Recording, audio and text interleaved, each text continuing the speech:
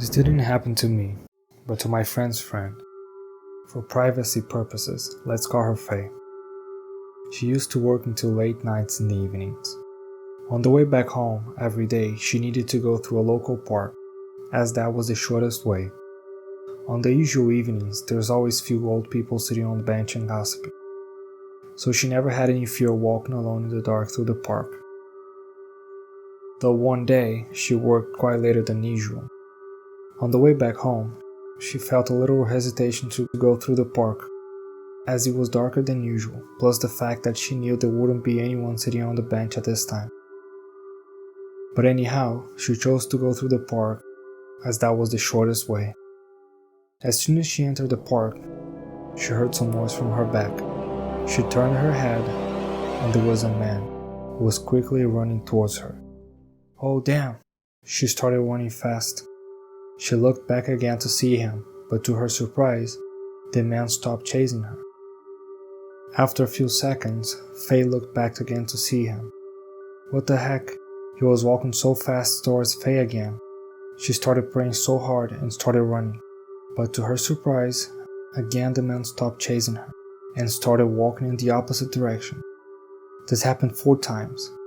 The last time he was so close to Faye that it was a mere 4 to 5 feet distance, and she could clearly see his face. Luckily, she was out of the park by then and felt so much relief. A few days later, she saw the same person in the news, arrested for rape and following murder. Faye was shocked to see the same man for those charges. He could have hurt Faye too that day, but why didn't he do anything that day when he could? Was he just playing around or trying to scare her?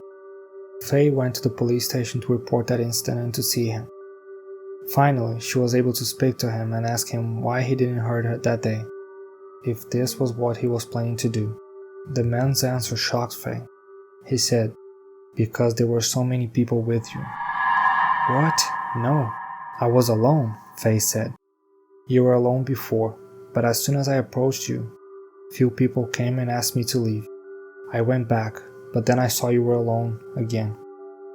I started chasing you again, then more people came and told me to leave. I was surprised how come so many people come at once, and that too this late at night. The last time I tried to come close to you, their shouts were so loud that I couldn't bear it. They also told me that they would kill me if I didn't leave you alone. So I just ran away from there. That was even more shivering than what happened to Faye that day. But good to know, there aren't always bad ghosts. There are also good ghosts. Maybe angel. Who knows?"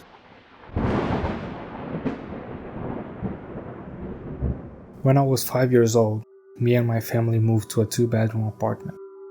As my family wasn't religious at that time, the house wasn't blessed before we moved in. The previous owner was a Black Banner family, meaning they are those families who often do seance and other ghostly things. When moving in, my mom got rid of a small hanging altar at her bathroom, just besides the toilet. Somehow, we could all feel the bad aura coming from it. One night, it was around 2 a.m. The weather was so hot that I was wide awake. Me and my 3 sisters had to squeeze into one small bedroom. Our room faces the kitchen, while my mom's bedroom faces the living room. So, back in the 80s, these seashells type of curtains were very popular, and my mom used to hang them at the kitchen entrance. That night, I saw the strings of the curtain moving like a harp. I was amazed, not scared, and kept looking at it until I fell asleep. So the next day I told my mom about it, and she was like, "It was the wind," and just brushed me off. I was indignant, so the next night I made sure all the windows were closed before going to bed, and waited. And then, the curtains began moving again. In my mind I was like, "Yosh mom, see, it's not the wind." Well, a lot of things like this happened in the house. As time passed, the aura became darker and darker. We couldn't move until my sisters reached working age. We had to stay there for almost 13 years. When moving out, we had to clean the house. My mom somehow reaches for the circuit box at the top of the ceiling and found a small yellow cloth. Inside was a mini small doll. The previous owner actually left his small ghost in the house. My mom threw her away, and thankfully, it never followed us. Though I have read and heard many horror stories, this one horrified me the most, and is a true story that happened to my friend. One late winter night, he was traveling from Jaipur to Delhi on a bike with his friend who was riding it. Needless to say, it was dark, with occasional trucks which you will encounter on any national highway during nighttime. My colleague was riding as a passenger when he saw his friend looking intently on his side with a complete 90-degree turn of his head. His friend's face was white with horror. He casually asked what was happening. His friend asked him to shut up. Confused and panicked, he just kept quiet for 10 to 15 minutes when his friend stopped at a temple which was lit.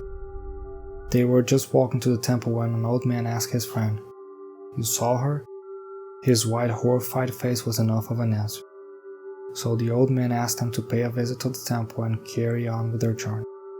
They did as he told and continued. It was only when they reached their destination in the morning that his friend had the guts to describe what he'd seen.